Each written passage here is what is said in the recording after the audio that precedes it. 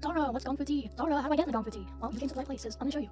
Well, first, let's start out with some backstory. Gongfu, or gongfu cha, which basically translates to making tea with skill, was created and developed sometime within the Song Dynasty of China, so somewhere between 960 to 1279 CE. Gongfu cha is a traditional Chinese tea brewing method that encourages you to practice mindfulness, as well as enhancing your tea's flavor to the best of its ability. A lot of people equate gongfu cha to the gongfu cha ceremony, but I should make it clear, not every gongfu cha session is a ceremony. I saw a short video a while ago from West China Tea that fit pretty well. Gongfu cha is not about simply tasting tea, it is about experiencing tea. Over time, the practice has been developed along with tea processing methods, and now there's a huge tea culture behind it. I should put a little disclaimer that this is a culture that is not my own. I've only been practicing gongfu cha for about a year, and I'll put some good creators up on the screen where you can learn a lot more. Okay, here's the part you've all been waiting for. What do you need to get started? Personally, the best way I would say to start is just a cheap porcelain gaiwan. The gaiwan is the lidded cup or your steeping vessel where you're going to be brewing your tea. Then you're going to want to get either a regular cup, or if you get a set, you might get a fairness cup or gongdabe. The gongdabe is to make sure each person in your party or yourself gets an even concentration of tea, and it's actually my favorite part of the entire gongfu setup. And then you'll need a teacup. I personally really enjoy looking through thrift stores or antique stores for teacups. Now, onto the actual tea. We're spilling the tea, you could say. I'm not funny. Okay. In the gongfu cha sense, there are 6 main types of tea. You have your green tea, you have your oolong, you have your white, you have your yellow, you have your pu'er, and you have your red/black tea. Let me make it known that herbal tea is not considered tea in the gongfu sense. Tea, in this context, comes from the Camellia sinensis plant, or the tea plant. But all these 6 main types go into a lot of subcategories. You can get so many different flavors from just one type of tea due to the process. I won't be going into all the intricacies in this video because it's going to be way too long, but now this is the part where you're going to have to start doing your own research into what you think you would like.